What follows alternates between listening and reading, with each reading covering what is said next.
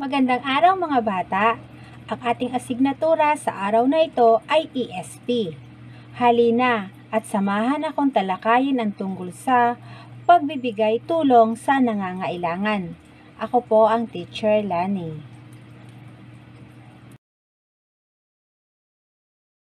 Inaasahan na sa araling ito ay matutunan mo ang pagsisimula ng pamumuno para makapagbigay ng kayang tulong para sa nangangailangan, gaya ng biktima ng kalamidad, pagbibigay ng babala, impormasyon kung may bagyo, baha, sunog, lindol, at iba pa.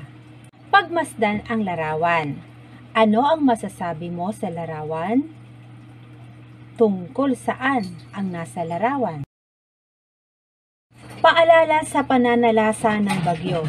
Una, ugaliin ang pakikinig sa radyo at telebisyon para sa mga balita mula sa Pag-asa hinggil sa parating na bagyo.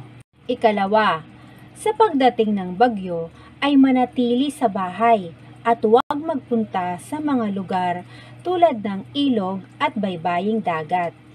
Basahin ang sitwasyon, ipaliwanag, isulat ang sagot sa inyong kwaderno. May bagyong sumalanta sa inyong lugar at bumaha sa inyong paligid. Tanging bahay lamang ninyo ang naiwang nakatayo sapagkat ito'y matatag. Ilan sa inyong mga kapitbahay ay nangawasak ang mga tahanan. Ano ang iyong gagawin? Taktang aralin. Gumawa ng isang poster na nagbibigay ng babala o impormasyon kung may bagyo o baha. Paghahanda para sa lindol. Una, ugaliing dumalo sa programa ng paaralan tulad ng earthquake drill. Ikalawa, pag-aralan kung paano magbigay ng paunang lunas. Ikatlo, palaging ihanda ang mga emergency kits tulad ng paunang lunas, flashlight, kandila, posporo, pito, inuming tubig, dilatang pagkain, at iba pa. Biglang lumindol sa inyong lugar. May nasirang building at mga bahay. Nakita mo at ng iyong mga kaibigan ang isang matanda ninyong kapitbahay na nahihirapang lumabas sa kanyang nasirang bahay. Ano ang iyong gagawin? Mga dapat gawin sa oras ng sunog. Una, habang maliit pa ang apoy ay subukan na itong apulahin.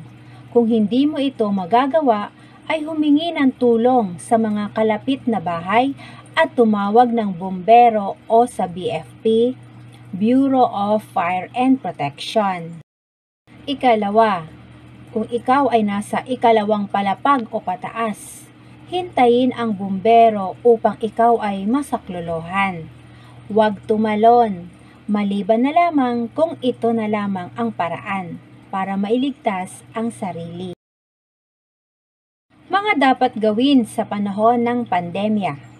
Una, ito ay mapanganib sapagkat ang sakit ay madali mong makukuha mula sa ibang tao, lugar o bagay na hinawakan ng may sakit.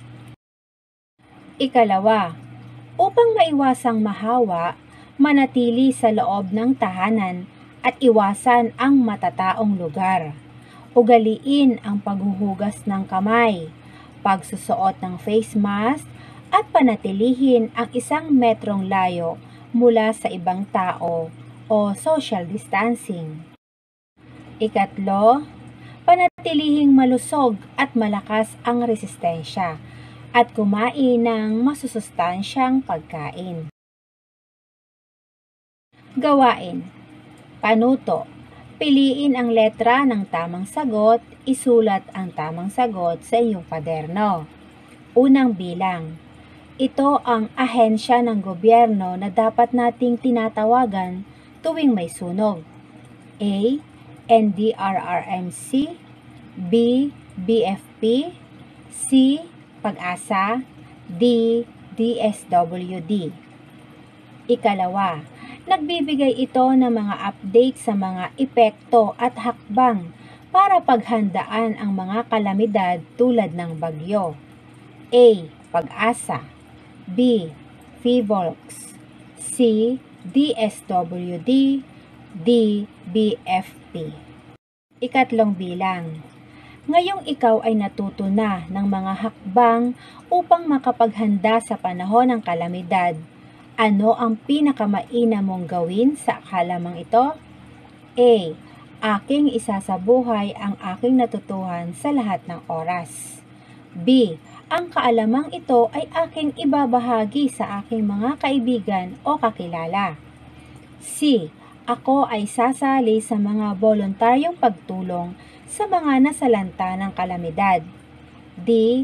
Ako ay palaging maghahanda at makikinig sa mga anunsyo mula sa radyo at telebisyon. Ikaapat, sa panahon ng kalamidad, alin sa mga sumusunod ang unang hakbang bilang paghahanda dito? A. Makinig sa mga balita sa radyo o telebisyon. B. Pag-aralan ang paglalapat ng paunang lunas. C.